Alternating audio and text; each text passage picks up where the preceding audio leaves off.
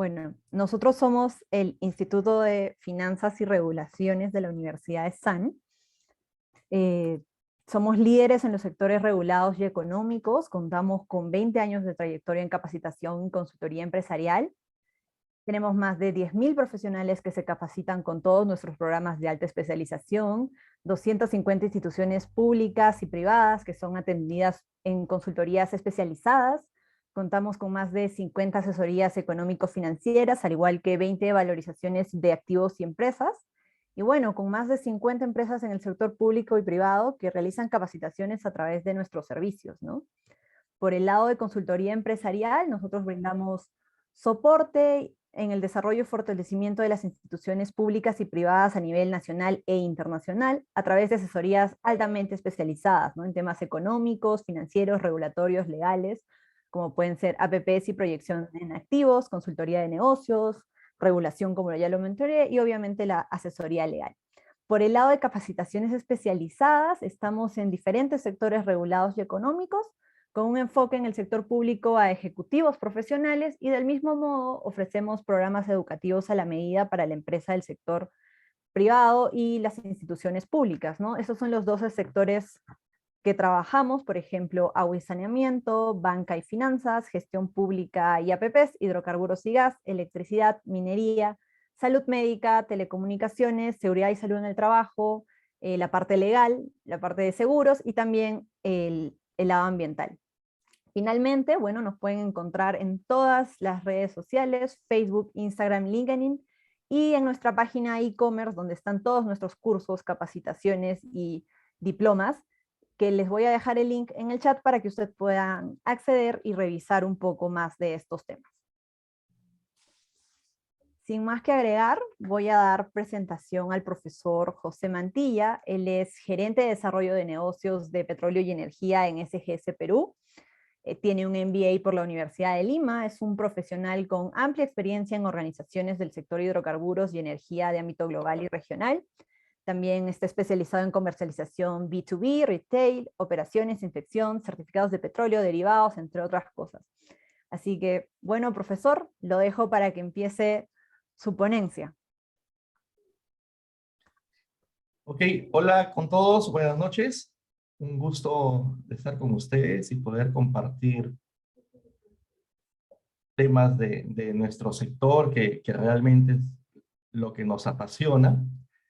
Veo que están conectados ahí, tengo muy buenos amigos conectados en estos momentos.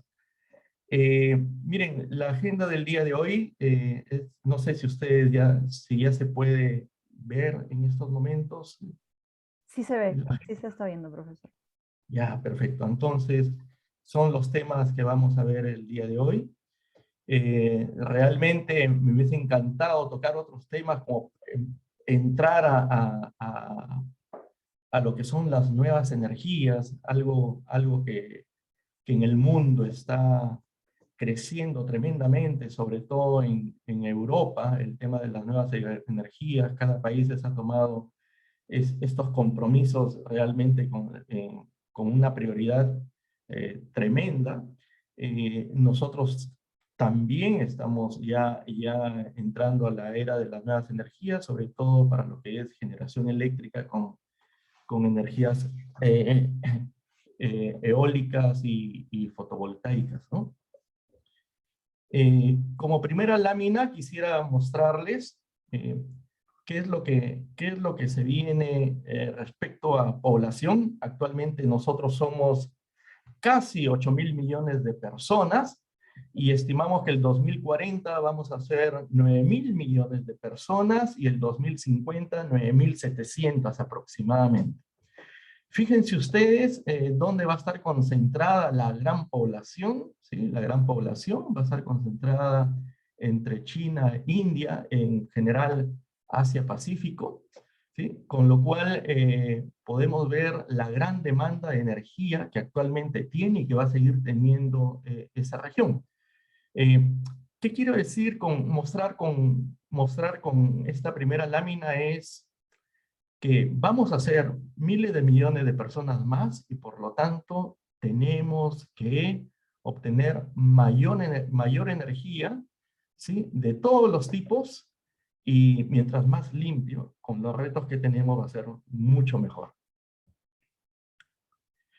Fíjense ustedes, aquí les voy a mostrar una lámina. Esto muestra es una lámina donde se muestra el Outlook que se preparó el año 2019, ¿sí? Un Outlook hacia el 2050, antes de que nos imaginemos que se nos iba a venir el COVID. En el recuadro de la izquierda podemos ver las proyecciones por cada sector económico. Estos están en cuatrillones de BTUs, ¿sí? Pueden ver, como siempre, el tema industrial, transporte, residencial, comercial, cómo se está desenvolviendo. Y al lado derecho, esto es importante que lo vean, el petróleo seguía siendo el líder, ¿no? El líder indudable de la gran demanda de energía. Luego tenemos la electricidad, que sin ser una energía primaria siempre se registra, porque esto es un índice de demanda, de población. Mientras más población, de por sí ya la electricidad crece su demanda.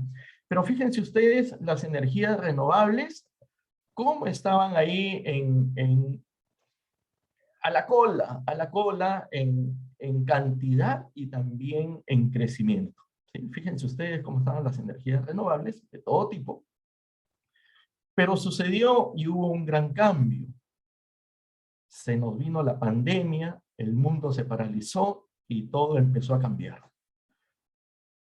Si bien es cierto, el petróleo sigue teniendo una gran relevancia en la demanda de energía, pero fíjense ustedes el cambio que tuvo las renovables. Todo el mundo empezó a mirar hacia las renovables.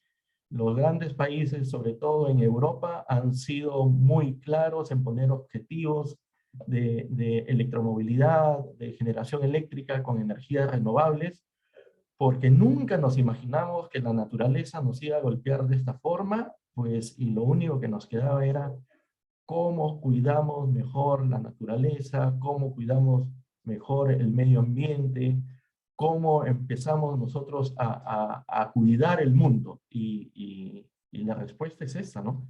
Las energías renovables son la clave para ello.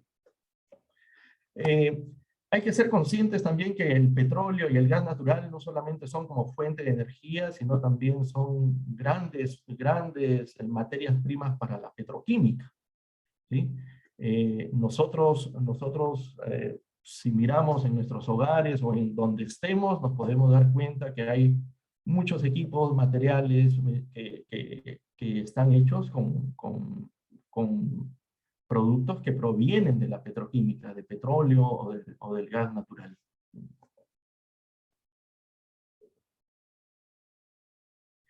En esa lámina ustedes pueden tener un panorama más amplio, más fácil para que vean ustedes el gran cambio, sobre todo de las renovables, cuál fue el impacto positivo para la industria de las renovables y las oportunidades que tenemos como población mundial en el tiempo llegar a cumplir los objetivos que nos hemos trazado para el cuidado del medio ambiente, reducción de gases de efecto invernadero, por el riesgo que hay del cambio climático, ¿no?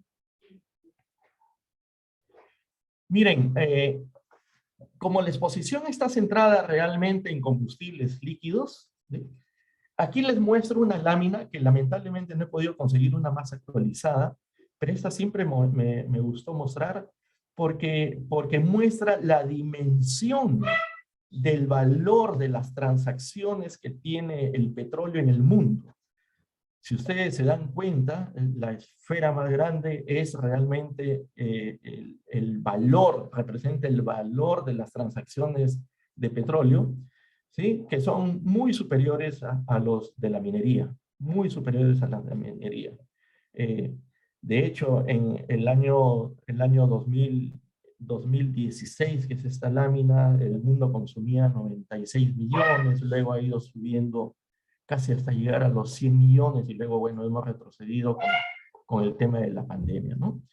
para tener una dimensión de cómo estábamos nosotros, en esa época Estados Unidos consumía 19 millones de barriles de petróleo día, y Perú consumía 260.000 barriles de petróleo día, para que tengan una idea de cómo es Perú respecto a Estados Unidos y respecto al mundo. Somos realmente muy pequeños. Por eso también que nuestro impacto que hay en la emisión de gases de efecto invernadero es un poco menos del 1% de toda la generación de estos gases a nivel global. Pero el compromiso sigue ahí con ello, ¿no?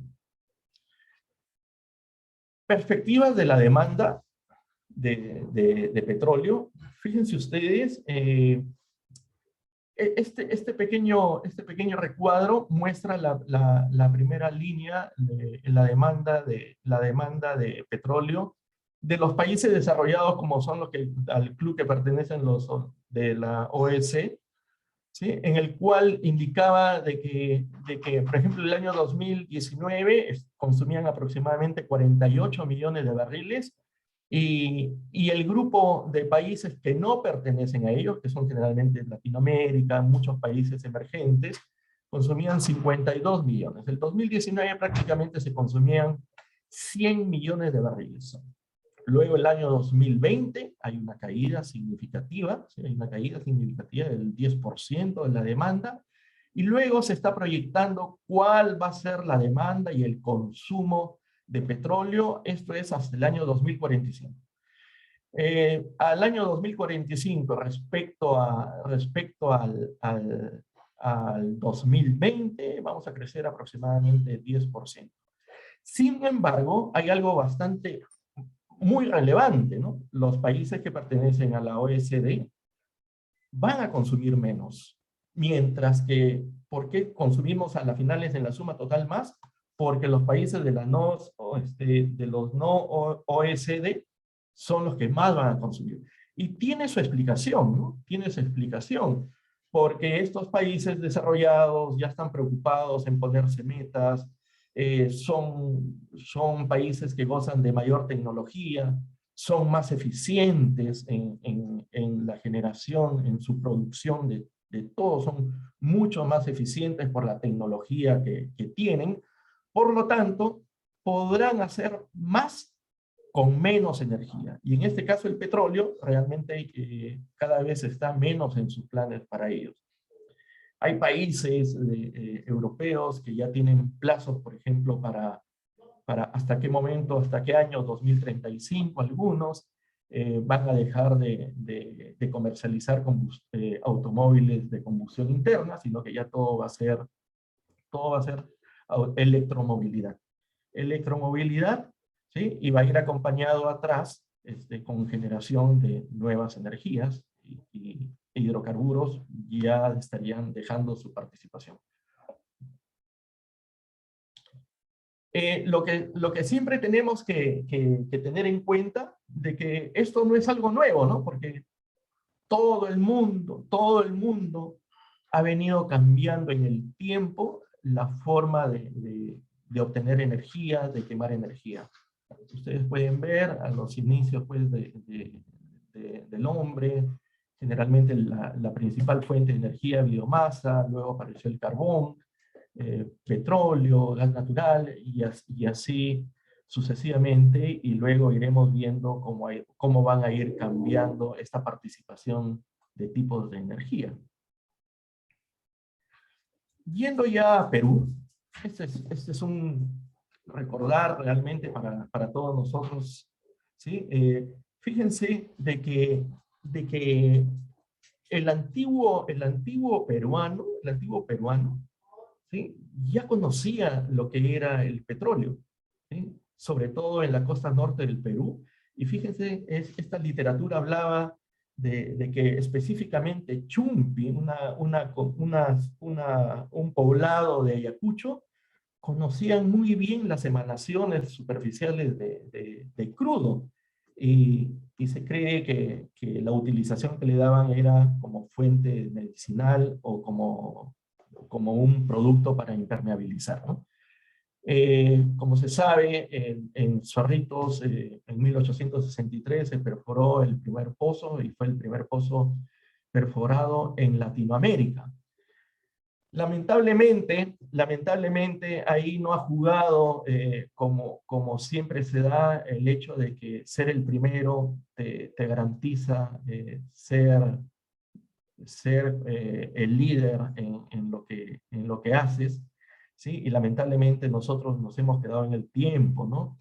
Muy atrasados respecto a nuestros vecinos como Colombia, Ecuador, Brasil, y así podemos seguir mencionando. Nosotros estamos en estos momentos produciendo 37.000 barriles, lamentablemente. Producción anual de hidrocarburos. Podemos ver, acá está la producción de petróleo, de líquido de gas natural y de gas natural, pero todo llevado a barriles equivalentes de petróleo para que pueda ser comparable y poder nosotros ver aquí en este gráfico la dimensión del crecimiento de cada uno de estos productos, ¿no? Que tenemos que decir algo evidente que creo que conocemos todos: la producción de petróleo viene con una sostenida caída en la producción, ¿sí? Sin embargo, Camisea, tenemos que agradecer a Camisea que realmente nos cambió la matriz energética y dio oportunidad de contar con otros productos que provienen también del gas, como los líquidos de gas natural y que luego se transforman en GLP, ¿sí? Desde la puesta en valor de Camisea y la producción de líquido de gas natural en este proyecto, nosotros pudimos empezar a producir GLP a tal punto que nos convertimos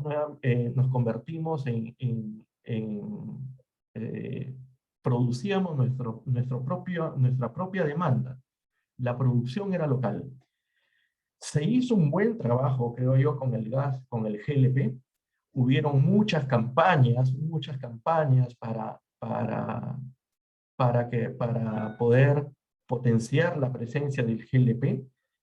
Muchos biocombustibles como leña, carbón, pasó a ser GLP.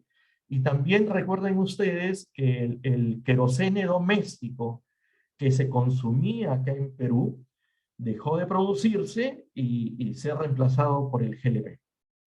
¿Sí? Respecto a petróleo, realmente no es nada alentador ver ese performance que hemos tenido.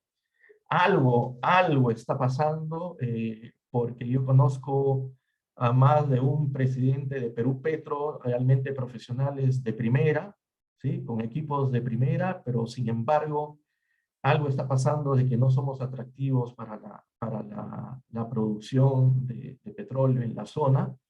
Y eso tiene que cambiar porque tenemos reservas, no muy grandes ahora, cada vez mucho menores, tenemos reservas, pero tenemos que aprovechar en sacar esa energía que está adentro, porque las nuevas energías se vienen y tenemos que aprovechar ello, ¿sí? De nada serviría ya el cambio de matriz energética, solamente gas natural, nuevas energías, y haber desperdiciado tanta energía sin haberla podido sacar.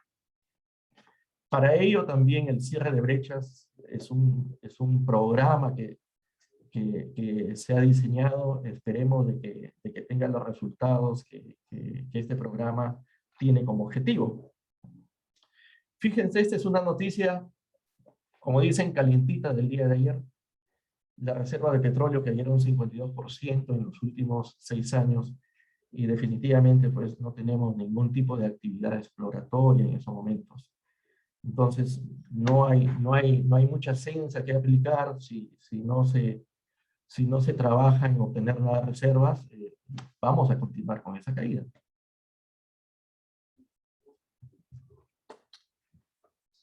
¿Cómo estamos en demanda de combustibles líquidos en estos años? ¿Sí? Pueden ver ustedes Esta es información oficial de Ocinermin, elaboración propia, donde podemos ver cuál ha sido la evolución de los combustibles líquidos en los últimos 10 años prácticamente. Y puse a partir del 2009 porque era justamente también el momento en que empezaron a entrar los biocombustibles. Podemos ver algo relevante ahí, como el diésel de bajo azufre, que es la franja anaranjada, empieza a reducirse, ¿sí? Y a ser reemplazado por el diésel de bajo azufre. Disculpen, este es el diésel de alto azufre, que empieza a reducirse y empieza a ser reemplazado por el diésel de bajo azufre, ¿sí? También se puede ver cómo la demanda de GLP tiene, no es muy notorio, pero tiene un crecimiento aproximado del 5% anual. ¿Sí? En el gráfico casi no se puede apreciar, pero tienen un crecimiento de 5% anual. Los residuales, definitivamente por la presencia del gas de camisea, su tendencia fue a reducirse. Muchas zonas, sobre todo Lima, que concentra la gran cantidad de industrias, pues fueron migrando hacia el gas natural conforme las redes iban acercándose a sus centros de producción. Incluso ahora tenemos plantas pesqueras también que ya están con gas natural, y no necesariamente plantas pesqueras donde llega el tendido de gas natural, sino también se está transportando gas natural como comprimido a otras zonas, a otras regiones, y el principal consumidor está siendo el sector pesquero, ¿no? Podemos ver que ya el querosene dejó de tener una participación porque, como les dije, fue reemplazado por el GLP. Antes de la pandemia, el año 2019, nosotros terminamos con un promedio de 268,000 barriles por día de combustibles líquidos, ¿sí? Lamentablemente se nos vino el COVID y el año lo terminamos con 216, pero luego les voy a mostrar cómo se desenvolvió el año 2020, ¿sí? Actualmente, al periodo enero-julio, estamos con 251,000 barriles de petróleo por día en este periodo. Fíjense, así fue como nos afectó el COVID el año 2020. Pueden ver ustedes la línea verde que trabaja con el eje derecho, ¿sí? Y luego podemos ver en las barras verticales cuál fue el performance de cada uno de los combustibles. Podemos ver que, como siempre, el diésel es el combustible líquido por excelencia, es prácticamente el 50% de la demanda de combustibles líquidos, ¿sí? Y ese fue el performance. En marzo, que nos declaran la cuarentena, marzo-abril, realmente tocó piso, podríamos decir, tocó piso la demanda de combustibles. El Perú estuvo realmente paralizado, fuimos los más drásticos en inmovilizarnos a nivel regional y creo que global. Entonces, pero luego empezamos a ver de que eso no podía continuar, y fíjense ustedes, la demanda empezó a recuperarse mes a mes. Lo mismo sucedió con la energía eléctrica. No tengo acá el cuadro de energía eléctrica, pero es muy parecido. Yo recuerdo, estuve en una participación con César Butrón, el presidente del COES, en el cual informaba de que decía: todos los días generamos más que el día anterior, ¿no? Entonces la recuperación era constante. En diciembre tuvimos una recuperación, fíjense, llegamos a tener 271,000 barriles por día, ¿sí? Eso fue algo muy bueno, pero luego nuevamente cae porque nuevamente nos encierran, nos declaran en pandemia, en cuarentena. El 2020, ¿sí? El 2020, la participación de cada combustible fue este, pero acá estamos considerando también el gas natural, ¿sí? El gas natural, podemos ver que tiene 36% de participación, ¿sí? Pero los combustibles líquidos y el GLP representan el 60% de la matriz energética a nivel nacional. Fíjense, combustibles líquidos y GLP, el 60% de la matriz energética a nivel nacional. Luego ya vamos a ver en qué sectores. Quería mostrar este cuadro también, que es importante, creo relevante, sobre todo en estos momentos donde ya salió la disposición de la reducción a 2 grados de gasolinas.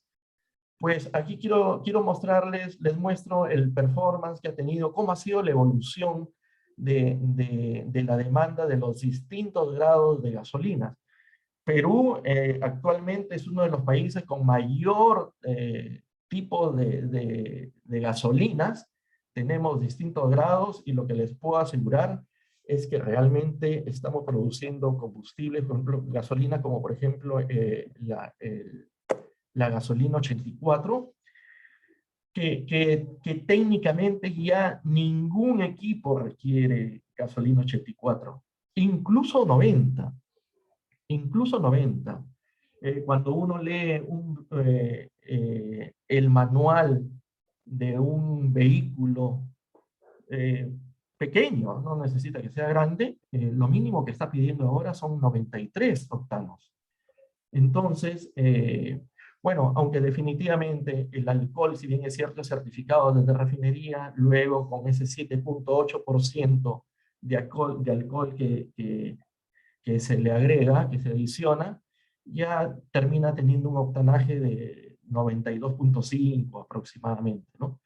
Pero aún así, fíjense, creo que nosotros estamos siendo totalmente ineficientes en lo que es la producción, nos hace ineficientes también en la logística, nos hace ineficientes en la comercialización. Entonces, particularmente, yo creo de que el hecho de que ya haya salido esa disposición que a partir de julio del 22 se reducen a 2 grados, me parece que yo estoy de acuerdo con ello, yo estoy de acuerdo. Incluso hace unos meses, hace casi un año, escribí un artículo sobre ese tema donde yo estaba de acuerdo y mostraba los beneficios que había en la reducción de la diversidad de grados, ¿no? ¿Cómo ha ido la demanda de combustibles en estos 3 últimos años? Esta es una comparación del mismo periodo, enero-julio 2019, enero-julio 2020 y enero-julio 2021. ¿Sí? Podemos ver por tipo de combustibles, ¿sí? En estos momentos de enero-julio, ¿sí? Vemos el total, estamos en 251 versus 260 del año 2019, pues compararnos con el año 2020 no tiene sentido, fue un año totalmente golpeado, entonces como que no es un referente para ponernos una meta, ¿sí? Podemos ver que uno de los combustibles aún más atrasados, ¿sí? Más atrasados de menor recuperación, es los combustibles de aviación. De enero a julio tenemos acá 13.000 barriles por día promedio, contra 23.000 barriles que había en el año 2019. Definitivamente, la cantidad de vuelos que tiene el aeropuerto todavía no llega a los valores prepandemia. Podemos ver todavía, pues, el número de turistas que llegan todavía está impactado. Entonces, eso se refleja en estos números de aviación. Otro combustible que aún no se recupera, pero que falta poco, es el de las gasolinas, que generalmente este combustible, su boca y salida son las estaciones de servicio, el retail, porque todavía nosotros no tenemos toda la movilidad. Yo no voy a la oficina desde la pandemia, y así muchas personas no van a sus oficinas, los escolares no van al colegio, no van a la universidad, entonces lógico de que todavía no haya una recuperación al 100%. Sin embargo, en diésel sí nos hemos recuperado. Tiene que ver mucho el tema industrial, ¿no? El tema industrial tiene que ver mucho. Hay nuevos proyectos de construcción, de minería, por ejemplo, que en su etapa de construcción demandan mucho diésel, muchísimo diésel en su etapa de construcción. Entonces, esa es una de las explicaciones. Por lo tanto, el año 2021, enero-julio, ¿cómo está el mix de productos?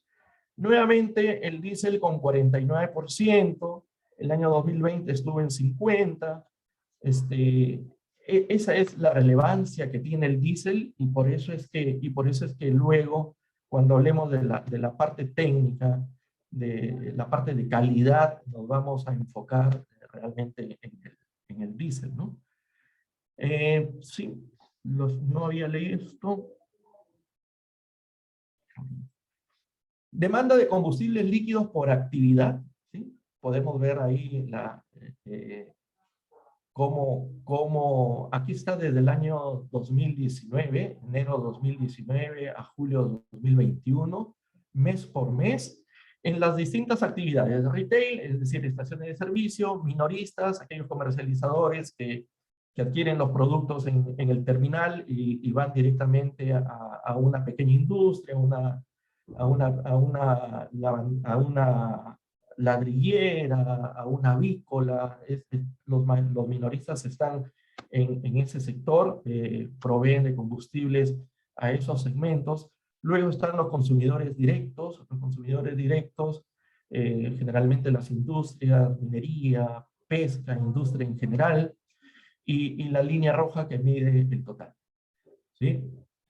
En las barras de inferiores podemos ver aquí como está la mezcla de diésel con gasolinas en retail, muestra que ya hay una recuperación, ¿sí? Hay una recuperación, pero es porque en el cuadro anterior tan solo hablaba de gasolinas y ahora estamos hablando como retail y en estaciones de servicio se provee gasolinas y diésel, ¿sí? Consumidores directos, están los consumidores directos, cómo hubo la recuperación respecto al año 2020, estamos incluso 1000 barriles superiores al año 2019, y en total, en este periodo estamos prácticamente como el año 2019. Siendo el diésel y el GLP los principales combustibles líquidos que consumimos acá en Perú, tomé estos gráficos que los veo relevantes conocer para saber el GLP, por ejemplo, dónde es que se consume mayor GLP, y podemos, para mí no fue sorpresa, el sector residencial es el de mayor consumo de GLP, ¿sí? Incluso el residencial aumentó seguro durante la pandemia, porque ahora todo el mundo está en su casa. Antes la gente almorzaba, en mi caso, en el trabajo, los chicos en el colegio, en la universidad. Luego viene el sector transporte, ¿sí? El sector transporte como el segundo sector en demanda de GLP. Los vehículos a GLP. ¿Sí?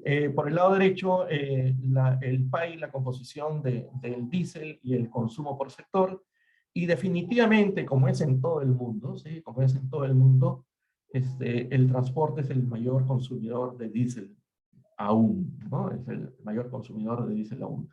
El sector minero tiene un aproximado de 6%, luego el industrial y otros sectores. Fíjense ustedes, el diésel pues es un combustible por excelencia petrolero, pero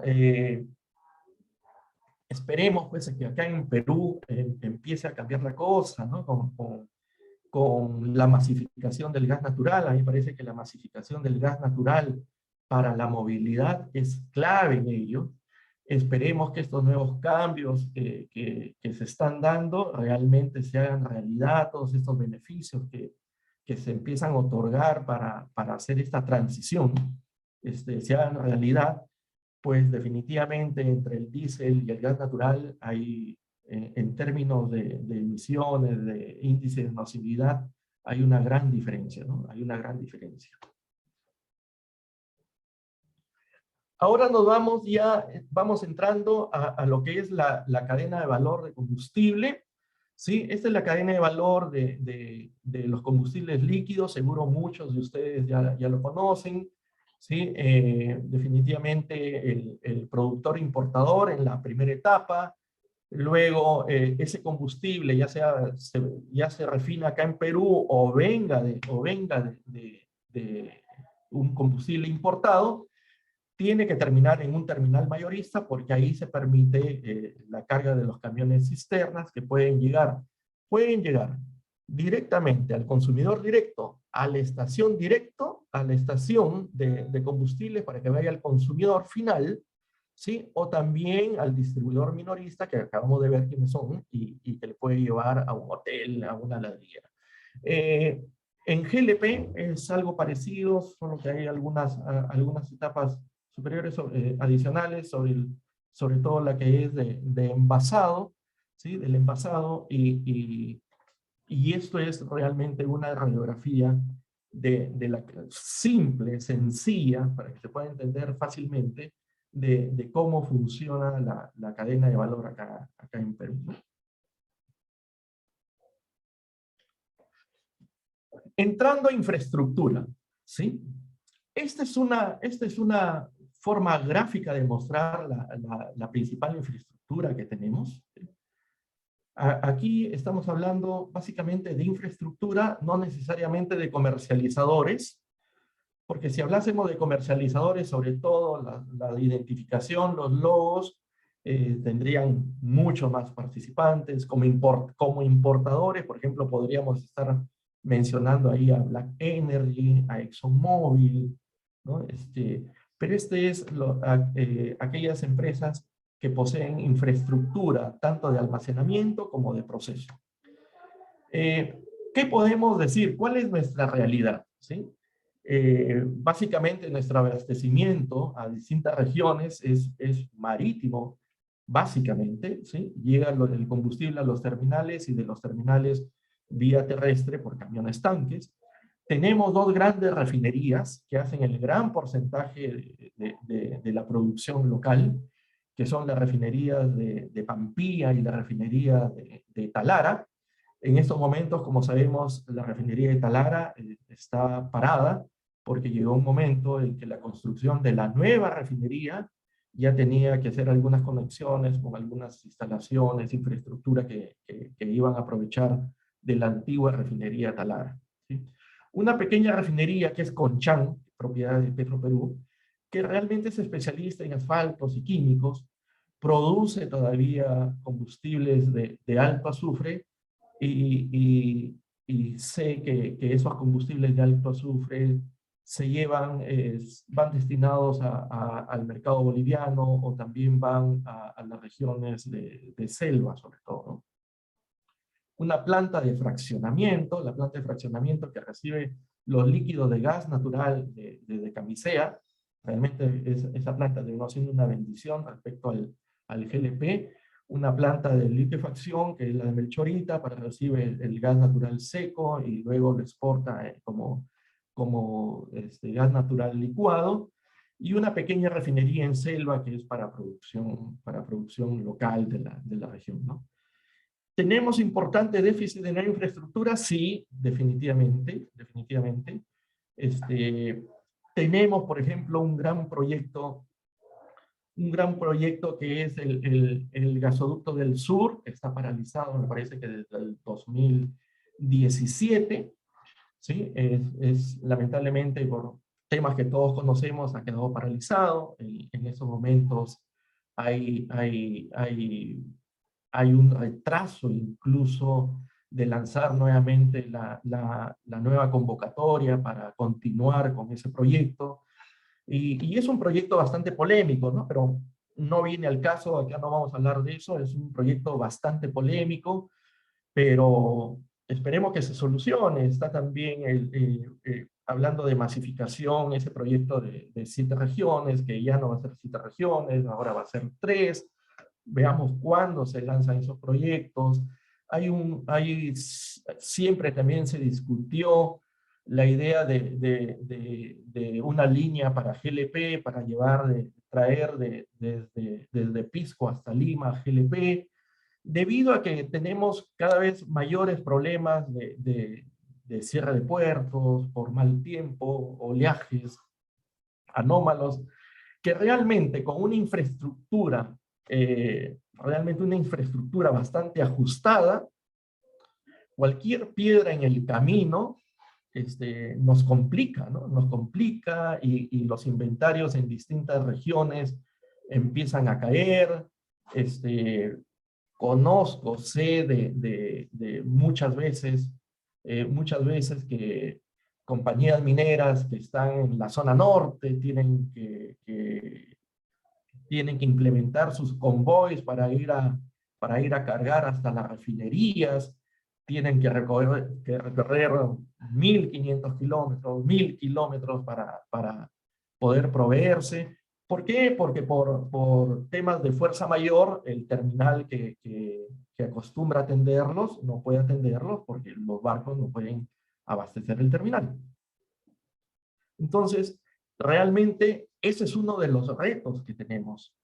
La demanda de combustibles en los últimos años ha crecido aproximadamente en los últimos 20 años como 40%, pero no necesariamente la infraestructura ha crecido en ese porcentaje también. Estamos atrasados, realmente atrasados, y siendo nosotros un país minero, que cuánto proyecto hay por atender, realmente no hay infraestructura, es clave, ¿no? Hablando de producción local, nosotros tenemos la refinería, y nos vamos a enfocar en diésel, ¿sí? Como vemos es el principal combustible. Tenemos la refinería de Repsol, que produce ya combustibles bajo azufre, diésel de hasta 50 ppm de partes por millón. Produce aproximadamente 37,000 barriles, nada más. Produce 37,000 barriles, y en estos momentos que la refinería de Petroperú está parada, es la única refinería de producción local. Por lo tanto, nosotros estamos importando muchísimo diésel estamos importando en estos momentos. Supuestamente en noviembre de este año, la refinería de Talara empieza a hacer sus pruebas y debería empezar a producir aproximadamente el próximo año ya debería estar produciendo, pero va a agregar a este mercado 44,000 barriles de diésel día. También va a iniciar con Euro 4, y luego ya salió también el plazo cuando tienen que cambiar y adecuarse para producir combustibles máximo de 10 ppm.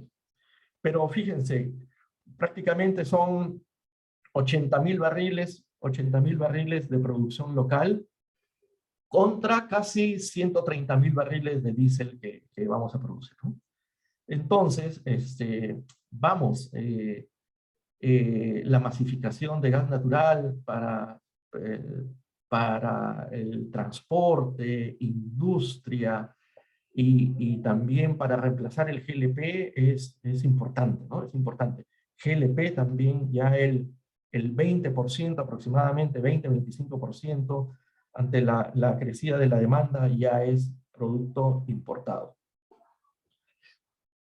Ante estos retos que tenemos, ¿qué proyectos han entrado en los últimos años que nos han ayudado? Tenemos el terminal de Valero, ¿sí? El terminal de Valero entró y con estos nuevos dueños fue comprada. Antes fue Pure Biofuels, luego entró Valero, que es uno de los refineros de Estados Unidos más importantes, si no es el más grande. Sí, fíjense ustedes, tuvimos la suerte que se fije en Perú, vio las oportunidades, compraron el terminal de Pure Biofuels, y luego empezaron a invertir en nuevas capacidades de almacenamiento y han llegado a 1 millón de barriles. Almacenan gasolinas diésel, ¿sí? Tienen una capacidad de despacho de 10.000 barriles por día en 8 islas de despacho. Hablando de GLP, también por suerte tuvimos el ingreso de la nueva esfera en la planta de Solgas, ¿sí? 55.000 barriles de capacidad adicional, ¿sí? Pero aún así no es suficiente. Sabemos que el Grupo Monte Azul también está con un proyecto aquí en Lurín de construir una planta también con esferas para almacenar GLP. Hablando de Monte Azul acaba de estrenar un lindo terminal, así un lindo terminal en la zona de Mollendo, 550.000 barriles con 11 tanques, de verdad que con una tecnología de primer nivel. Esto es, en estos momentos, esto se convierte en el terminal más moderno que tenemos en el Perú, y realmente ha ayudado muchísimo, sobre todo en la zona sur, donde hay una gran expectativa de crecimiento de demanda, porque hay una gran concentración de proyectos mineros, ¿sí? En la zona sur, y esto realmente es buenísimo para nosotros. Ya en estos momentos, ya tengo entendido de que ya está ExxonMobil, Primax lo anunció realmente abiertamente, lo anunció con bombos y platillos, que iba a ser el terminal por excelencia para almacenar sus combustibles. Y también Black Energy, también tengo entendido de que ya está no recuerdo si ya está almacenando o está próximo a poner su combustible también en esta zona.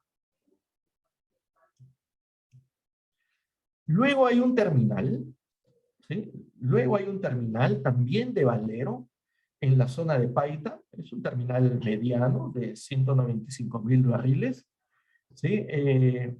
Esto fue comprado a Pentatanks, que fue un terminal que estaba construido para exportar alcohol, ¿sí?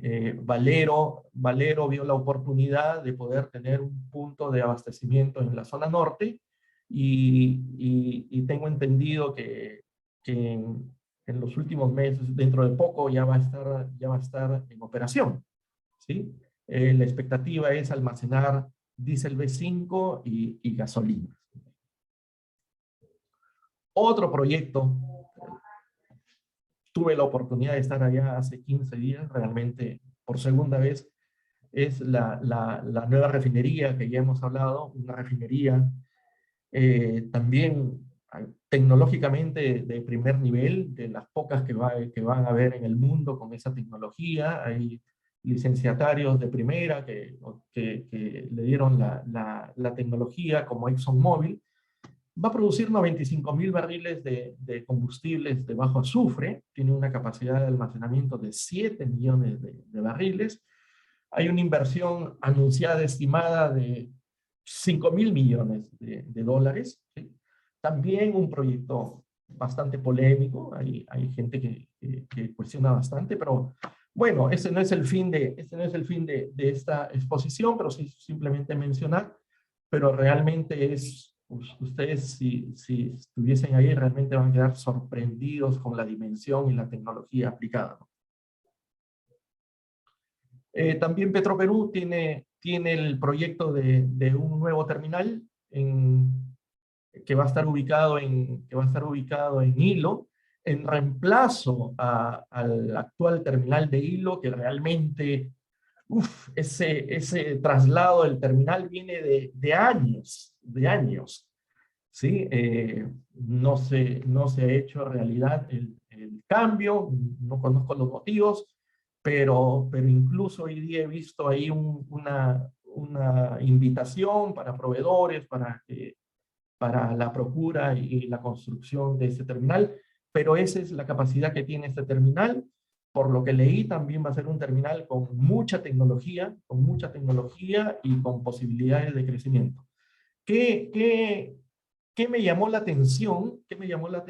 Que va a tener va a tener dos tipos de diésel. Va a tener el diésel B5, que es el convencional que todos consumimos, pero también va a tener diésel 2 eléctrico, ¿sí? O sea, va a haber ahí, al menos eso es lo que está públicamente anunciado, ¿sí? Entonces, entendería de que ellos están proyectando ser proveedores también de alguna fuente de generación eléctrica. Vamos a entrar a los biocombustibles, ¿ok? Vamos a entrar a los biocombustibles. La era de los biocombustibles aquí en Perú empezó el año 2009, en enero, cuando con el primer producto, con diésel 2, al cual se le agregó 2% de B100, de biodiesel. Luego de un año, entramos a la nueva era del biocombustible, pero con las gasolinas. Y se empezó a vender las gasolinas de distintos grados con 7.8% de alcohol, ¿sí? Luego en el 2011 pasamos de diésel B2 a diésel B5 y nos mantenemos con diésel B5, es decir, 5% de contenido de B100, ¿sí? Este B100 tiene acá en Perú distintos orígenes. La producción tiene orígenes de soya, de palma, incluso había un productor que obtenía biodiesel a base de grasa animal, ¿sí? Pero todos que cumplían con ciertos requisitos, con ciertas normativas, ¿no? Realmente el mercado de biocombustibles era una decisión para ayudar al desarrollo agropecuario, agroindustrial, generar empleo, mercado alternativo en la lucha contra las drogas. Eso también fue uno de los factores, aparte, lógicamente, del cuidado medioambiental, porque se conoce que la combustión, cuando se aplica porcentaje de B100, la combustión termina siendo más limpia, ¿no? Y tiene otras características que después las vamos a ver. Pero fíjense, mientras que nosotros pensábamos que era algo nuevo en el mundo, esto fue algo que siempre me llamó la atención, ¿sí? Rudolf Diesel, ¿sí? El creador del motor diésel que lleva su nombre hasta ahora, hizo pruebas con aceite de maní, ¿sí? Y esto lo hizo en Alemania en el año 1900. De igual forma, en Brasil, con etanol, ya Brasil hacía pruebas. Si ustedes se fijan en lo que dice ese aviso en ese vehículo, dice Ministerio de Agricultura, Industria y Comercio, Estación Experimental de Combustibles No Mineros. Es decir, ese auto ya funcionaba con alcohol. Pero nosotros tampoco fuimos tan ajenos. Fíjense, encontré este libro. Este libro, es un librito pequeño. Fíjense los autores. Los autores son realmente profesionales del sector de renombre. Yo recuerdo a muchos hasta ahora de renombre, ¿no? Unos profesionales de primer nivel hicieron este librito, La industria petrolera en el Perú, el año 1985. Y dentro de las recomendaciones, van ustedes a ver recomendaciones que hasta ahora siguen siendo recomendaciones vigentes. La primera de ellas, por ejemplo, la número 2 dice, se debe revisar y actualizar la presente ley de petróleo, adecuándolo a los últimos adelantos técnicos y de la política petrolera en materia de contratos y tributación. Algo que en estos momentos es el dolor de cabeza con la nueva ley de hidrocarburos que estamos tratando de sacar adelante. El ítem número 3 dice, riesgo compartido con las compañías privadas extranjeras en la explotación, para que Petroperú participe. Algo que también continúa hablándose. Ahí estamos con el lote 192, con el lote que dejó el Geopark, entonces siempre el riesgo compartido, es decir, hacer alianzas con las transnacionales, líderes en el sector. Y la cuarta que tiene que ver con el tema que estábamos revisando, dice, propiciar en el Colegio de Ingenieros del Perú un fórum sobre el alcohol como fuente complementaria de carburante automotor, para estudiar la posibilidad de desarrollar integralmente la industria del alcohol en el país en el uso como combustible adicional a la gasolina. Fíjense, Como estos señores, estos visionarios ya estaban viendo al alcohol como una fuente también complementaria de combustible automotriz. Entonces, me alegró muchísimo ver esto y pues ahora ya está eso en marcha. Hablando ya de biocombustibles, también tenemos que hablar de los combustibles de bajo azufre. Pues respecto al diésel, me van a disculpar, pero no conseguí un mapita donde ya esté actualizado con los colores, ¿sí? Respecto al diésel, sobre la calidad del diésel, ya a partir de julio del 2021, prácticamente todo el diésel es de bajo azufre, ¿sí? A excepción de las regiones de Loreto y Ucayali, ¿sí? Esas regiones todavía van a seguir consumiendo combustibles Euro 3, o sea, con mayores de 50 ppm de azufre. Y respecto a las gasolinas, que ya eran de bajo octanaje, que ya eran de bajo azufre, todas las de alto octanaje, es decir, 95, 97, 98, ¿sí? También ya hay un plazo hasta el 2022 para que, incluyendo las de bajo octanaje, ya sean bajo azufre, a excepción de las zonas nuevamente, de Ucayali y de Loreto. El contenido de bajo azufre, tenemos que estar en la onda por dos motivos. Uno, porque si no nos adecuamos en el Perú a producir o a consumir combustible de bajo azufre, uno, técnicamente, los fabricantes de motores no nos van a enviar vehículos con nuevas tecnologías, porque nuestro combustible tan solo va a ser un dolor de cabeza para ellos, porque nuestro combustible con alto contenido de azufre tan solo les va a generar problemas en sus motores, problemas, reclamos con las garantías, entonces sería un dolor de cabeza. Y lo otro, que tenemos que estar alineados con los compromisos que hemos asumido sobre los temas de cambio climático, los temas de reducción de emisiones, calidad del aire, medio ambiente. Entonces, para eso también tenemos que seguir cumpliendo estos compromisos, y todo definitivamente implica una inversión, ¿sí? Hablando del diésel, el diésel bajo azufre, ¿sí? El efecto del biocombustible, el contenido de azufre, el tema de agua y sedimentos. Vamos a tocar rápidamente algunos de estos puntos de manera rápida, ¿sí? El efecto del biocombustible en el diésel, ¿sí? Una de las principales preocupaciones que teníamos nosotros con la aplicación del biodiesel era el tema del punto de fluidez, ¿sí? Del punto de fluidez. ¿Cuáles eran las ventajas? Vayamos por las ventajas. Menor cantidad de partículas emitidas. Es cierto, comprobado, la opacidad se reduce, se reduce el contenido de partículas. La lubricidad, mejora la lubricidad, ¿sí? Mejora la lubricidad con la aplicación de B100. Menor cantidad de partículas de desgaste, que está relacionado al ítem anterior, y genera un mayor número de cetano, ¿sí? Mejora la calidad de combustión. Sin embargo, ¿sí? Sin embargo, podemos decir que reduce el poder calorífico, ¿sí?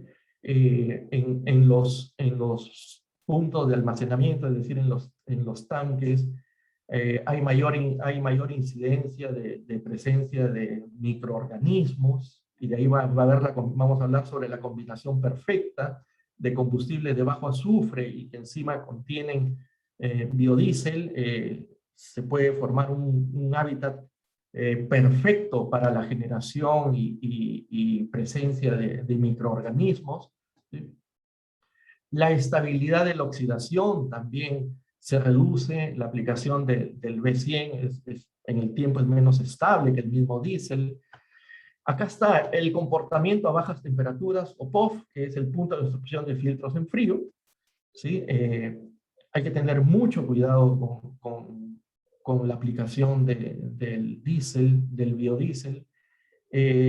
Conozco productores, por ejemplo, de combustibles europeos que en las épocas de invierno consumen aceite de soya, y en verano sí pueden consumir otro tipo de aceite como el de palma. ¿Por qué? Porque el de soya tiene un mejor performance. El de soya realmente cumple mejor las especificaciones, tiene un mejor performance en frío el de soya. Por eso es que acá tenemos mucho cuidado en la aplicación, en la variedad de los distintos tipos de B100 que se utilizan para la mezcla con los combustibles.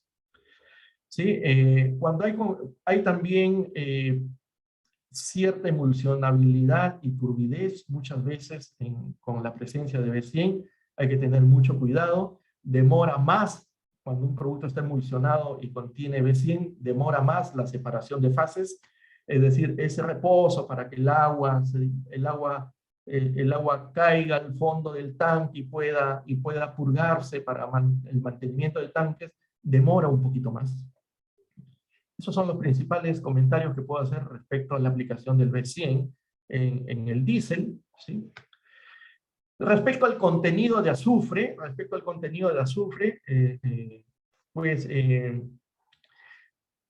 ¿qué podemos decir en estos momentos? De que gran parte también del combustible que estamos en estos momentos consumiendo es un combustible, como les dije, importado, y por ende, los combustibles importados del diésel que viene generalmente, que viene de la zona de Houston, de esa zona, ya viene es un Euro 5, ya viene con un máximo de 10 ppm. Hemos encontrado diésels con 6, 7 ppm de azufre. ¿Sí? ¿Sí? Entonces, eso hay que tener mucho cuidado también, porque el azufre también se aprovechaba una particularidad, que el azufre también era un lubricante. Entonces, hay que tener muchos cuidados, hay que cuidar mucho el tema de la lubricidad. ¿Sí? Hay que tener mucho cuidado con la lubricidad. De hecho, que los combustibles que vienen acá ya vienen con su certificación, ¿no? Pero es uno de los factores a tener en cuenta. ¿Sí? ¿Qué más les podría decir? Los motores desde el año 2016 ya vienen para Euro 5, ¿sí? Y algo que nosotros desde la compañía, en la compañía donde trabajo, en SGS, hemos encontrado algunos comentarios, nos han llegado comentarios de usuarios de diésel que tienen problemas, según ellos, con el alto contenido de azufre, y me preguntan qué tipo de filtro pueden usar para reducir el contenido de azufre. Entonces, el azufre no se filtra. Eso creo que lo tenemos claro la gran mayoría. Pero eso hay que aclararlo, porque todavía hay cierto desconocimiento y creen que también con el uso de filtros se puede reducir el contenido de azufre en el combustible que están consumiendo. ¿Sí? Tenemos compromisos de reducir 40% de las emisiones de gases de efecto invernadero. Entonces, esta reducción del contenido de azufre en el diésel está también relacionado a estos compromisos de cuidado de medios ambientales. ¿Sí? El gran reto es reducir los materiales particulados y óxidos nitrosos, ¿sí? Para reducir la contaminación ambiental. Y esto trae como mejor resultado es mejorar la vida de la población, la salud de la población, sobre todo en problemas pulmonares, y definitivamente también ahorros del Estado en temas de salud. Al lado derecho, el índice de nocividad, que es un índice que marca, mientras más alto es el número, es más contaminante el combustible. ¿Sí? Podemos ver, hablando de diésel, el índice de nocividad del diésel B5S50, que está con 14.2. Fíjense ustedes la gran diferencia con respecto al gas natural. ¿Sí? Por eso la masificación del gas natural es importantísimo para nosotros. Y sobre todo que en el mundo el gas natural es el combustible por excelencia, el combustible de transición. Agua y sedimentos, hay que tener mucho cuidado con agua y sedimentos. No hay mejor forma que llevar un control periódico de los tanques, tener un programa de purgas en los tanques, un programa y siempre aplicar la pasta de agua. Recuerden que la humedad bajo contenido de azufre y contenido de B100 es el hábitat perfecto para la generación de microorganismos, ¿sí?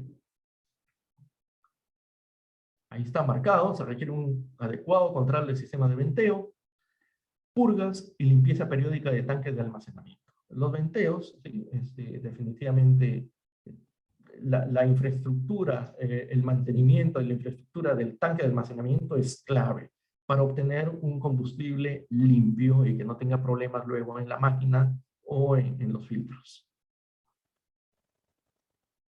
Estabilidad de la oxidación.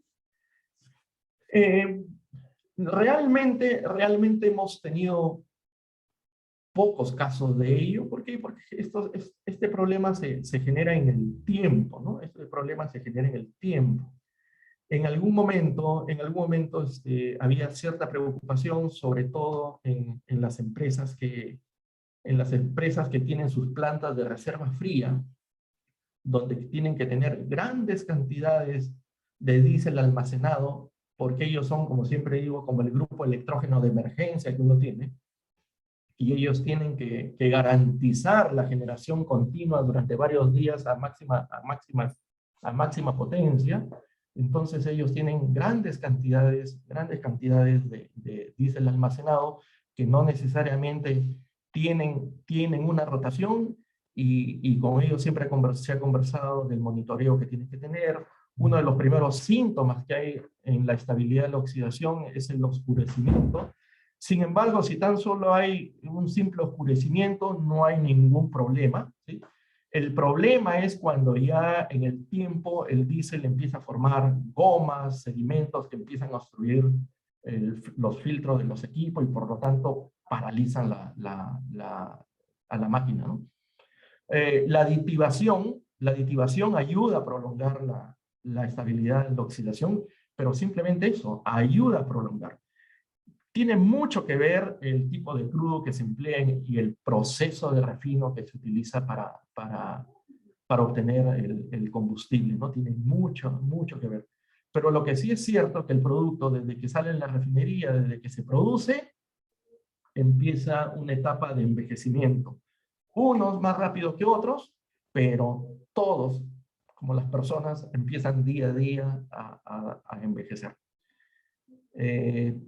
Y en muchos casos, tal como dice ahí la lámina, en muchos casos, he visto muchos casos, que la única solución que se da en el tiempo, que formó gomas, que formó lacas, es el reproceso en la refinería. Es decir, tendrías que armar todo un plan para transportar ese diésel a la refinería y que pueda ser reprocesado, con los costos que implica el transporte, el proceso en sí y el retorno del combustible a tu planta de almacenamiento, ¿no? Presencia de microorganismos, lo que venimos hablando, ¿sí? Lo que venimos hablando. Definitivamente hay mayor incidencia de problemas por presencia de microorganismos.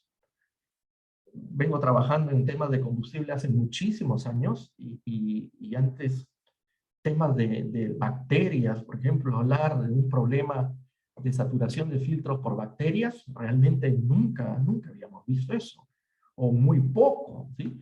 Pero ahora no, ahora hay mayor incidencia en este tipo de problemas, y es justamente por ello, ¿no? De estas combinaciones que les ando diciendo. Entonces, el control que tienen ustedes de su producto en los tanques de almacenamiento es clave.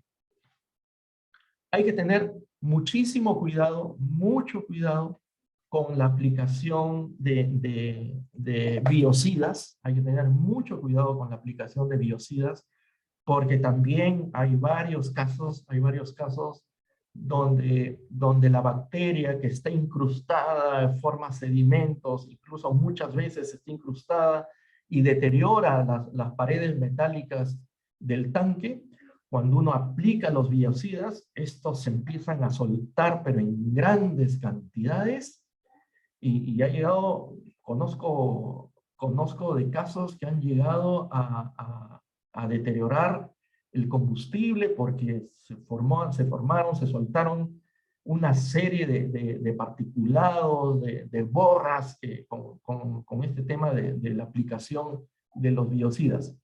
Ojo, no estoy diciendo que no se use, sino hay que tener mucho cuidado con la aplicación de biocidas. No hay nada mejor, de verdad, no hay nada mejor que tener tu plan de mantenimiento, tu plan de purgas y ser sumamente cuidadosos con la eliminación de todo tipo de humedad del tanque. No hay nada mejor que ello. Nos vamos al último temita, la contaminación por partículas. Esto también es algo relativamente nuevo. Yo, sin darles nombre, el primer caso que nosotros tuvimos como proveedores de combustible fue el año 2005 con una compañía minera que nos empezó a dar nos hizo llegar su reclamo que sus equipos estaban saturando, sus filtros saturados y paraban los equipos. La verdad que en ese momento el control que nosotros hacíamos era el de aguas y sedimentos, y cuando se realizaba el análisis, agua y sedimentos, salía que el producto estaba en especificación, ¿sí? Tanto así que el mismo cliente llevó, recuerdo, esa muestra de diésel a su laboratorio de confianza, y también le salió de que, como resultado, que el producto estaba en especificación. Pero había un problema, la verdad era esa, ¿sí? Había un problema. Los equipos se estaban parando, los filtros se estaban saturando, y empezamos nosotros a investigar, y ¿qué resulta? De que algo había cambiado, ¿sí? Algo había cambiado. El combustible había cambiado, no era el combustible el que cambió, ¿sí? Los equipos mineros amarillos habían cambiado, sí. Nuevas tecnologías de motores, nueva generación de sistemas de inyección, con el famoso Common Rail, donde hay una inyección de diésel de hasta 2.500 bares de presión. Entonces los fabricantes de vehículos empezaban a tener más exigencias, más cuidado para proteger el sistema de inyección, de combustión, y ponían un filtro, nosotros le llamamos el filtro Raccord, dentro del motor, que era sumamente exigente y te retenía pues partículas de 2, 3, 4 micras, ¿ya? Entonces, ese fue el problema. Y como fue algo nuevo también para nosotros, empezamos a aplicar nuevos métodos de control respecto al nivel de limpieza del diésel.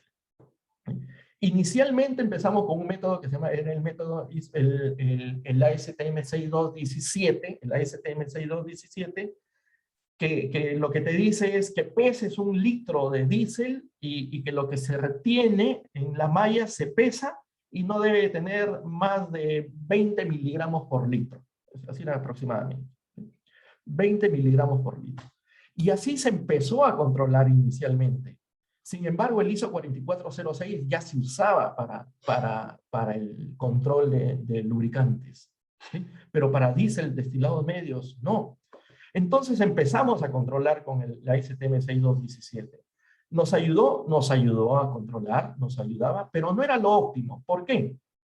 Porque yéndonos a los extremos, me acuerdo que este cliente nos dijo, ok, no me vas a proveer con 20 miligramos por litro, sino con 10. Entonces, luego de la prueba, ¿qué puede pasar? De que haces la prueba y te sale 10 miligramos por litro, pero esos 10 miligramos por litro podría ser una partícula que pesa los 10 miligramos por litro, o 1.000.000 de partículas que juntas pesan los 10 miligramos por litro.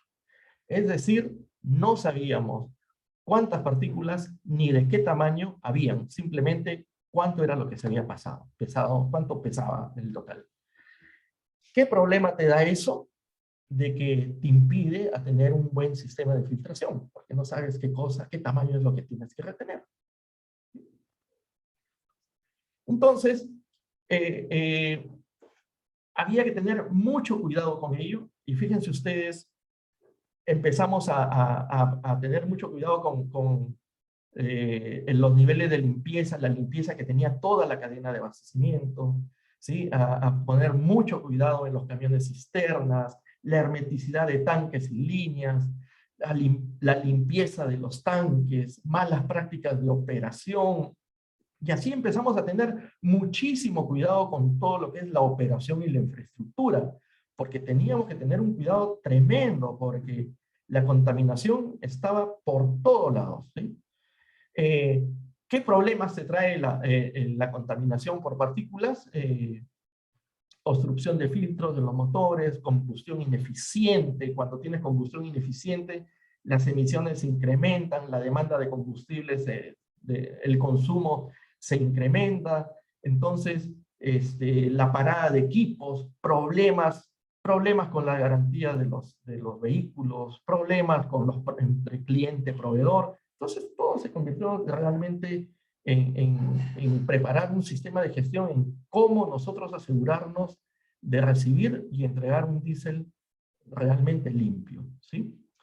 Y para eso, luego en el tiempo ya salió la metodología para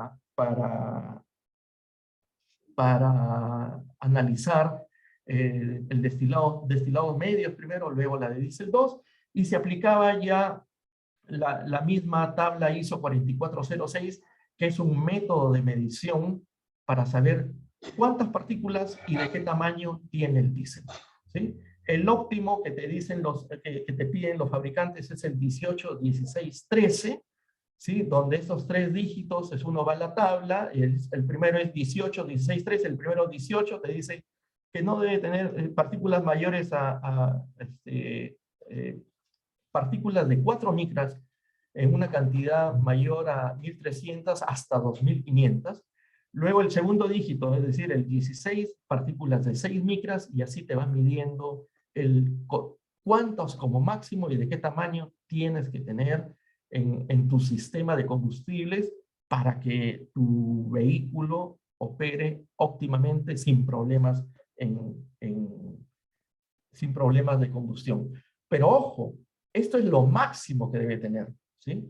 Esto es lo máximo que debe tener porque ya cada vez esto se está convirtiendo en mayores exigencias. Ya he visto que están pidiendo niveles de 12.5.3 en algunos fabricantes. Entonces, hay que tener mucho cuidado y tener la metodología, el laboratorio correcto porque es bastante complejo.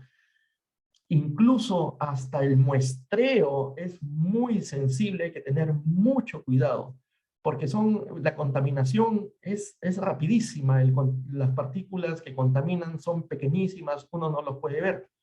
Nosotros realmente en el servicio que mostramos, nosotros cuando publicitábamos este servicio, teníamos un eslogan que decía: el hecho que no los veas no significa que no esté. ¿Por qué? Porque estás hablando de partículas de 4, 6, 14, que muchas veces tú ves en el diésel un producto claro y brillante, pero tiene partículas y te puede generar problemas.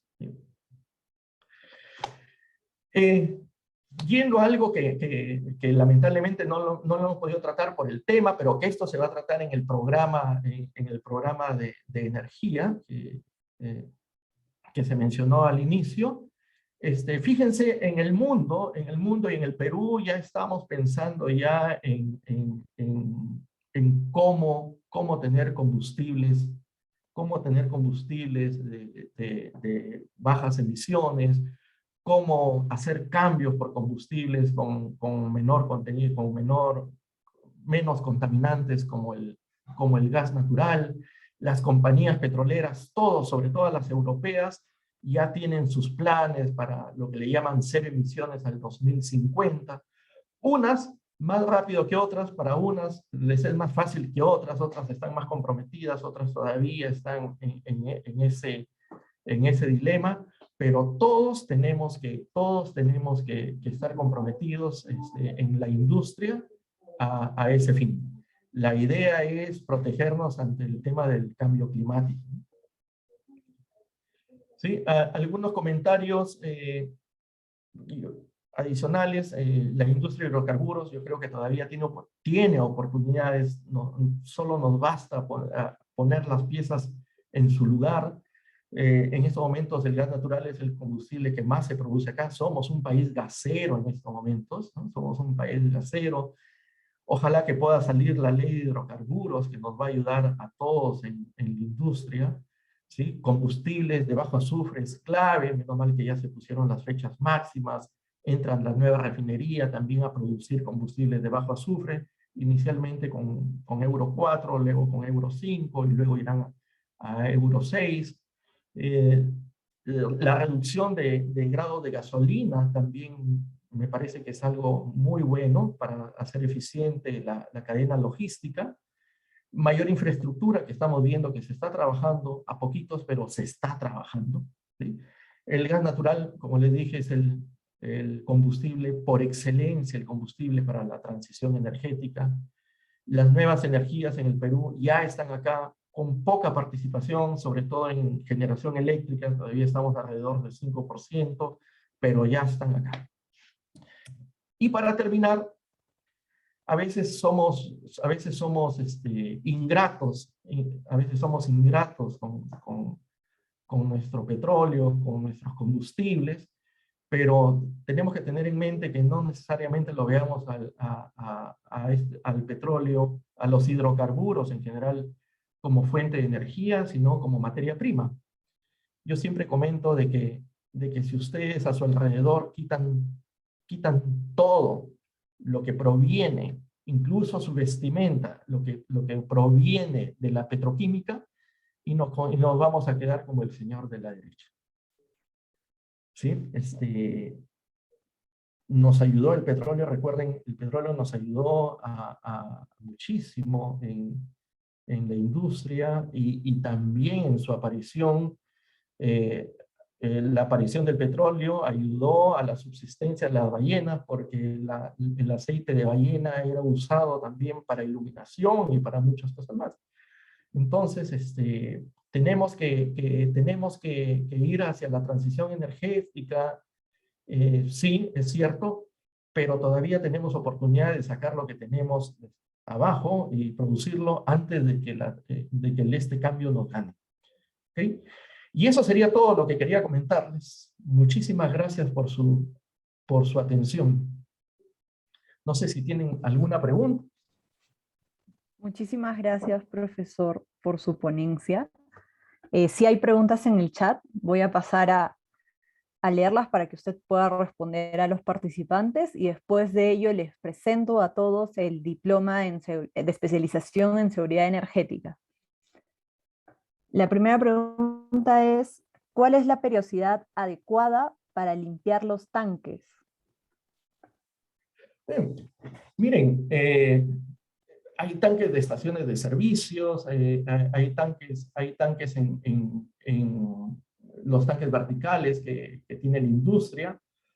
Nosotros recomendamos en estos tanques verticales que tiene que haber una limpieza, ubicación en no más de 5 años. ¿Sí? Generalmente cuando se destapa el tanque y se hace una limpieza, generalmente también no solamente requiere limpieza del tanque, sino una ubicación. Pero lo ideal también es que es factor sumamente crítico el control de purgas. El control de purgas, el control de la humedad en el tanque es la clave para llegar a los 5 años sin problemas. ¿Sí? Ojo, que tienen que asegurarse también, no necesariamente de lo que está en su tanque, sino de lo que les llega. Hacer un corte de agua en la cisterna que les está llegando también es sumamente recomendable. Han habido muchas sorpresas de que a veces por descuidos el transportista regresa con las tapas abiertas y hay lluvia, hay polución, contaminantes que ingresan a la cisterna y después todo termina en el tanque, y luego en el tanque todo termina en el filtro, filtro saturado, máquina parada. Perfecto, gracias, profesor. La siguiente pregunta es de César Bedón, que dice: saludos, José, me gustaría conocer tu opinión con referencia al índice de nocividad de combustibles para el Perú 2020-2021. MINAM, que cada vez califica al GLP como más nocivo respecto al gas natural, actualmente en 2.3. Sí, mira, este índice se va actualizando y tiene también un componente de la demanda que tiene el combustible, ¿no? Realmente yo creería de que, si bien es cierto, tiene un mayor índice que el gas natural, definitivamente el GLP es un combustible muy limpio, es un combustible muy limpio que tiene que ser también, y yo aseguro que va a ser parte también del tema de transición energética, ¿no?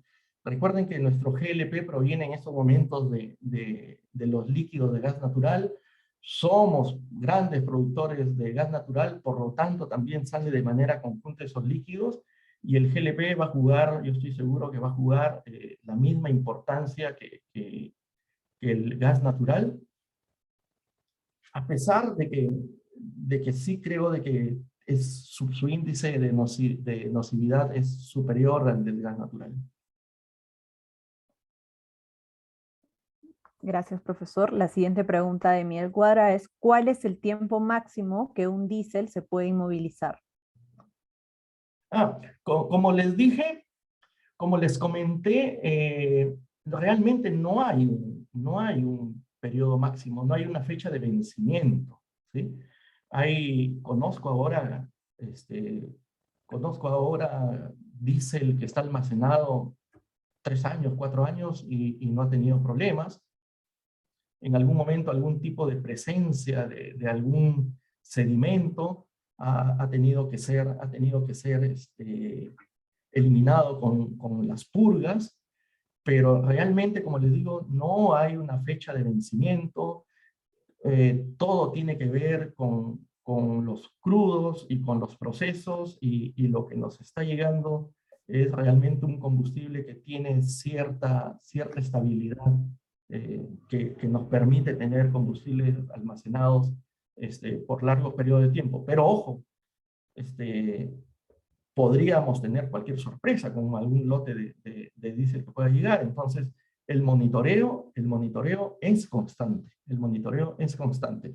Por suerte, los combustibles en la mayor industria y consumidores, el diésel o todo combustible tiene alta rotación. Gracias, profesor. La siguiente pregunta de Enrique Quevedo es: ¿cómo se controla la presencia de bacterias sulfato-reductoras en los tanques? ¿La dosificación del biocida bajo qué criterio se realiza? ¿Por volumen del tanque o por la magnitud de bacterias analizadas? Mira, acá realmente hemos tenido poca experiencia, pero definitivamente tiene que ver primero el tipo de bacterias que es. No los biocidas, ningún biocida es universal, ¿sí? Ningún biocida es universal.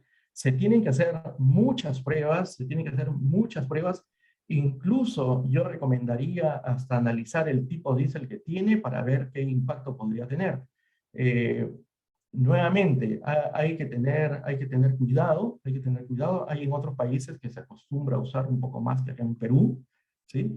Como les digo, hemos tenido un poco más de incidencia, pero todavía acá no es ningún problema. Eso realmente lo va a tener que decir el propio fabricante del biocida, lo va a tener que decir, y tiene una relación directa con la calidad del diésel al cual van a aplicar. Fíjense, es lo mismo que la aditivación que tienen las refinerías en su combustible que producen.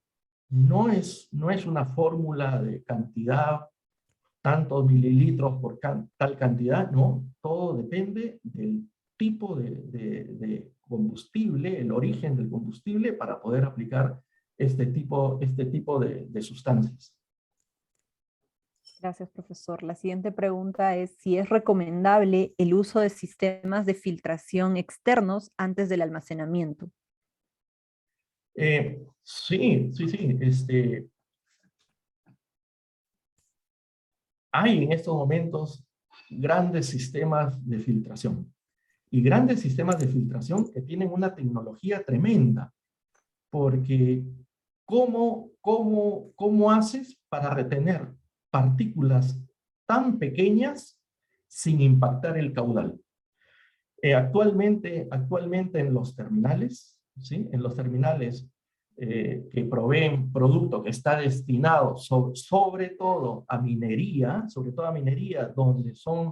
donde está la gran exigencia de los niveles de limpieza de combustibles, ustedes van a encontrar este tipo de sistemas de filtración que, como le digo, son de alta tecnología en los terminales, muchas veces en la recepción del camión cisterna, a la salida del tanque e incluso en la zona donde está la estación de servicio o grifo que provee a estos grandes camiones mineros que tienen una capacidad de 1.200 galones y te proveen a 150 galones por minuto, filtrado para retener estas partículas y garantizarte que pueden llegar al 18, 16, 13. Entonces, sí, demoramos bastante en aprender porque, como les digo, esto fue algo nuevo y estas tecnologías de filtración, les estoy hablando de eso, los primeros casos fueron el 2005, 2006, 2007. Ahora ya se ha aprendido muchísimo sobre el sistema de filtración, pero sí, los filtros externos son comunes en la cadena de abastecimiento de combustible. Gracias, profesor. Una siguiente pregunta que dice, ¿el uso de recursos renovables a futuro en el Perú, de qué manera cambiaría el entorno, enfoque al sector hidrocarburos, dando mayor interés a los combustibles? Sí, miren, yo soy un fiel creyente de las nuevas energías, ¿sí? Pero como ustedes han podido ver en las primeras láminas que mostré, si bien es cierto, las nuevas energías, hablemos las renovables, eólicas sobre todo y fotovoltaica, van a tener una gran presencia, pero el petróleo va a seguir siendo una fuente de energía total. Y como materia prima y también les aseguro que en movilidad, ¿no? Y en Perú, fíjense que nosotros somos un poquito demorones para implementar este tipo de estrategias, entonces creo que acá va a haber tiempo suficiente para poder extraer las reservas que tenemos y cuando las nuevas energías tengan una mayor presencia, poder tener la satisfacción de que energía abajo ya casi no tenemos, ¿no? Gracias, profesor. Una última pregunta. ¿Existe alguna normativa sobre la limpieza interna de tanques de combustible de aviación turbojet A1? Eh, Miren, ahí les soy honesto con este tema de aviación. En estos momentos no tengo la normativa en mente, ¿sí? Pero yo me comprometo, por favor ahí toma nota quién fue quien preguntó. Yo me comprometo Arturo a Carrasco. Arturo Carrasco, de Chiclayo.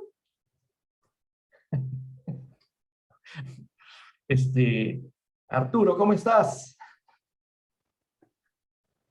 Miren, yo me comprometo, no tengo en mente cuál es la normativa en estos momentos, en alcanzar la información sobre esa pregunta. Perfecto, profesor. Esas son todas las preguntas que se han hecho en la sala. Así que, bueno, voy a pasar a presentarles. El profesor forma parte del diploma que, que estamos lanzando con el FRIESAN. Es el diploma de especialización en seguridad energética. El profesor José Mantilla forma parte de una plana docente de expertos como Edwin Quintanilla, Luis Paredes, Francisco Torres García, Armando Delgado y Rosendo Ramírez. El diploma tiene una duración de 100 horas lectivas en modalidad virtual a través de nuestra plataforma educativa de ProEducative. Y bueno, la estructura curricular más o menos está basada en varios cursos que son sostenibilidad energética, competitividad, seguridad, sostenibilidad ambiental y acceso a la energía, conceptos e indicadores de la seguridad energética, seguridad de suministro en los sistemas eléctricos, seguridad de suministro en los hidrocarburos líquidos, seguridad de suministro en el gas natural y generación distribuida como aporte a la seguridad energética. Entonces les voy a dejar el link en el chat para que puedan revisar directamente este curso y todos los otros cursos que tenemos relacionados a energía, ¿no? Eso sería todo, profesor. No sé si quiere agregar algo adicional.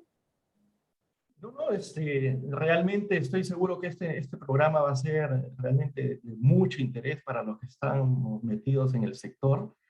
Vamos a compartir muchas experiencias, mucho conocimiento, y como ven, todos los profesores que están en el programa son especialistas en en cada uno de sus temas, ¿no? Ojalá que podamos contar con la presencia de cada uno de ustedes. Perfecto. Muchas gracias, profesor, por su Muchísimas ponencia. gracias. Muchísimas gracias a Muchísimas ustedes. gracias a todos los participantes por haber asistido. Gracias.